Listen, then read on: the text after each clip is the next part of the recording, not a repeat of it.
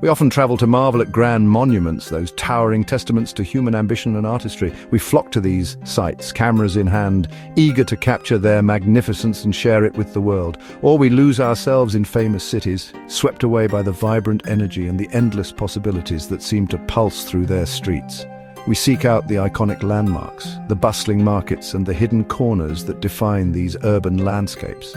We're seeking beauty that shouts from postcards, images carefully curated to represent the most picturesque and memorable aspects of a place.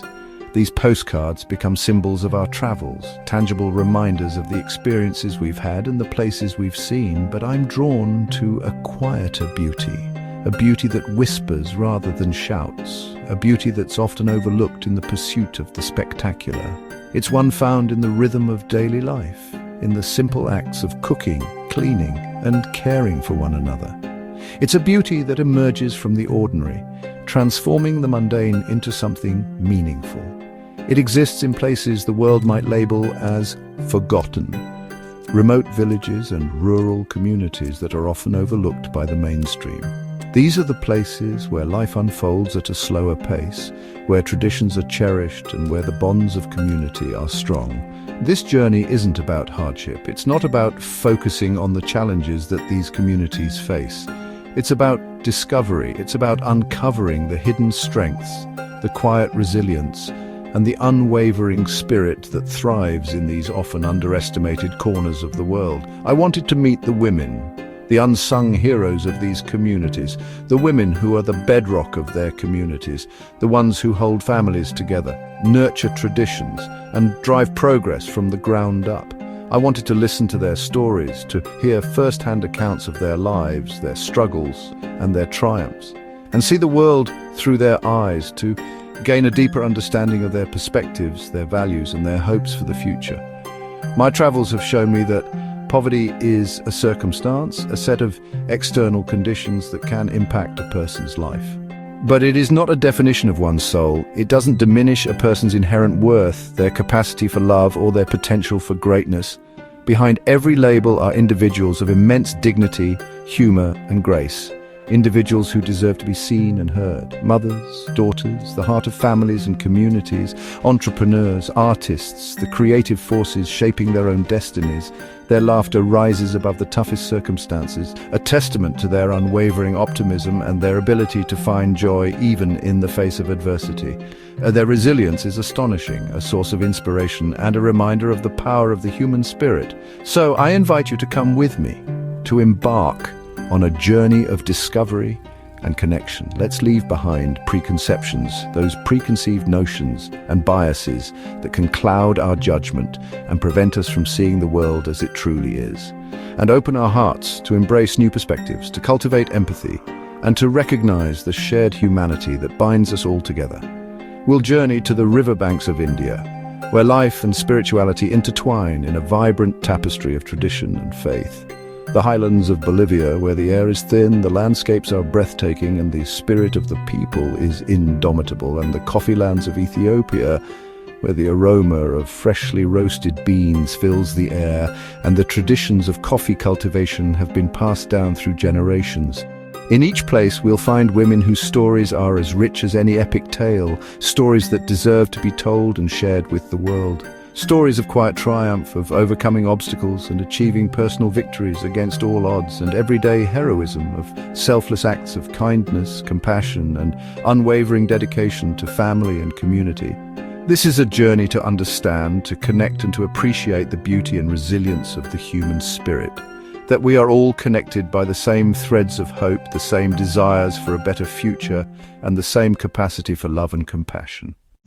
Varanasi is a city where the spiritual and the everyday blend in a vibrant, chaotic dance. At dawn, sunlight turns the Ganges to gold, and the Ghats come alive with prayer and ritual. Pilgrims bathe in the holy waters, believing in their cleansing power. Amidst the spectacle, look closer. Women move with quiet purpose, guiding loved ones, performing ancient rituals and anchoring tradition. They are the keepers of faith, the silent pillars who ensure sacred rites endure. Their presence is essential, as vital as the river itself. While men may be visible, women are the steady heart, of Varanasi's spiritual life. Their work is often unseen, but their strength is palpable in the calm of their prayers and the resilience in their steps. In this city of endings and beginnings, it is the women who anchor the present. Away from the bustling crowds and the vibrant chaos of the Ghats, there exists another Varanasi, a place where time seems to slow down and the rhythm of life is dictated by the turning of a potter's wheel. It's in Varanasi's Potter's Quarter, a hidden enclave where families have practiced their craft for generations, that I found a different kind of magic. The air here is thick with the scent of clay and the quiet hum of creation. It was here, amidst the stacks of terracotta and the gentle clinking of tools, that I met Saraswati. She sat gracefully before her ancient wheel, a simple yet powerful instrument that has been the heart of her family's livelihood for centuries. Her hands, weathered and strong, were caked in clay, each groove and line telling a story of years spent shaping the earth. With practiced ease, she was shaping diyas, those small, humble lamps that are so essential to Hindu rituals, illuminating homes and temples during festivals and daily prayers. Her craft is more than just a job. It's an inheritance, a legacy passed down through generations of women in her family. It's a tradition woven into the very fabric of her being, connecting her to her ancestors and to the soul of Varanasi itself. Her family's life is simple, their days filled with the rhythms of their craft and the quiet joys of family. Their income is directly dependent on these humble creations, each diya representing not just a source of light, but also a means of survival. Yet, despite the challenges, Saraswati's pride in her work is immense. It shines through in every piece she creates. To her, each diya is more than just a clay lamp. It's a vessel for light, hope and prayer, carrying the weight of centuries of tradition. She sees her craft as devotion, a sacred act that connects her to something larger than herself. It's a way for her to contribute to her city's vibrant spiritual life, to add her own light to the tapestry of faith that defines Varanasi.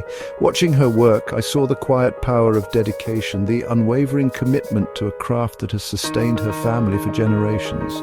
It's humbling to think that the millions of lamps lit across the city during Diwali and other festivals in some small way begin with her hands, with her dedication, and with her unwavering belief in the power of her craft. Her smile, as she held up a freshly made diya, still damp with clay, radiated not just the joy of creation, but also the weight and beauty of legacy.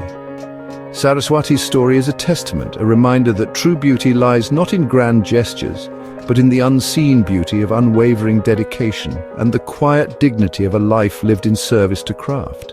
It's her purpose, the meaning she finds in her work, not her outward appearance, that truly defines her beauty, radiating from within like the gentle flame of a diya. In her, I witnessed the quiet satisfaction, the deep sense of fulfillment that comes from a life of meaningful work, a life dedicated to creating beauty and light in the heart of the sacred city. In the Bolivian Altiplano, tradition is a tool for survival, and nowhere is this clearer than in Andean weaving. Women here are guardians of an ancient art, spinning, dyeing and weaving wool into textiles that tell stories.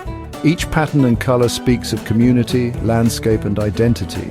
Life is tough, but what you find is not misery, but strength and solidarity. Women work together, weaving in sunlit courtyards, their laughter and conversation a living network of support. Weaving is more than creating clothing, it's cultural preservation, a link to ancestors. These vibrant textiles defy the stark landscape, holding centuries of meaning. The true beauty is in the calloused hands of women weaving their dreams and history into every thread. But in a village near Lake Titicaca, I met Elena, a master weaver whose hands told her story. Her loom is her most prized possession, and her patterns come from memory and heart. Each textile is visual poetry, a history of her people, a story of mountains, harvests, and spirits. Life is not easy, but Elena weaves to keep her culture alive, teaching young girls the value of their heritage. Watching her work was meditative. She is not just an artisan, but a historian and teacher. Her resilience is woven into every piece, her commitment to community unwavering. The beauty she brings is not just in color and pattern, but in her dedication to her heritage. Eleanor's hands mend the fabric of her culture, one thread at a time. In the ancient city of Harar, Ethiopia, nestled within its historic walls, Coffee is far more than just a simple drink. It's the very lifeblood, the vibrant and aromatic fabric that weaves together the social and cultural life of its people. It's an integral part of their identity. The daily coffee ceremony, a time-honored tradition, is meticulously presided over by women who act as both hostesses and cultural guardians. It's not merely a routine, it's an art form, a carefully choreographed performance and a cornerstone of Ethiopian hospitality. It's a symbol of respect and warmth. To be invited to partake in this ceremony is to be welcomed with open arms into the very heart of a home, to share in the intimacy of family and community. The ritual itself is slow, deliberate and beautiful, a testament to the value of patience and connection. It begins with washing, then roasting the green beans over an open flame, filling the air with their rich aroma, followed by the rhythmic grinding, and finally the careful brewing of the grounds in a traditional clay pot called a jabena. As the coffee brews, the fragrant aroma fills the room, mingling with the scent of incense, creating a warm and inviting atmosphere. The dark, rich coffee is then poured with grace and precision into small, handleless cups. Served in 3 distinct rounds, each with its own unique character, each cup carries its own special significance and meaning, representing a different stage of the deepening connection. Over shared cups of coffee, neighbors connect on a deeper level, sharing stories and laughter. Important business is conducted, deals are struck, and partnerships are forged. Even disputes are carefully settled through respectful dialogue and mediation, and the bonds of friendship deepen with every shared sip. Women, in their nurturing role, facilitate this vital social interaction, acting as the glue that holds the community together, creating a welcoming space for connection, understanding, and mutual support.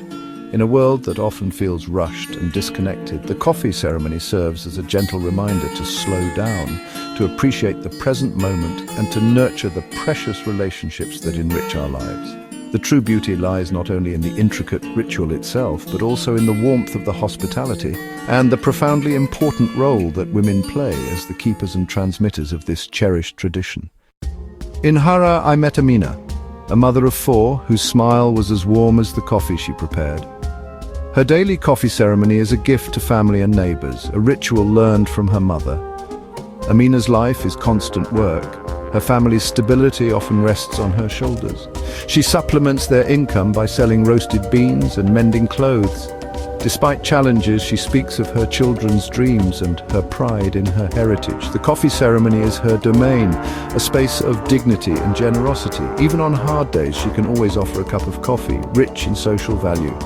This ritual maintains connection and holds her community together. Amina's strength is quiet and enduring, her hope a daily practice. Her story is shared by many women, nurturers of tradition and engines of hope. As journeys end, reflection brings understanding. The women of Varanasi, the Altiplano and Harar taught me universal lessons: dignity, resilience and the true meaning of beauty.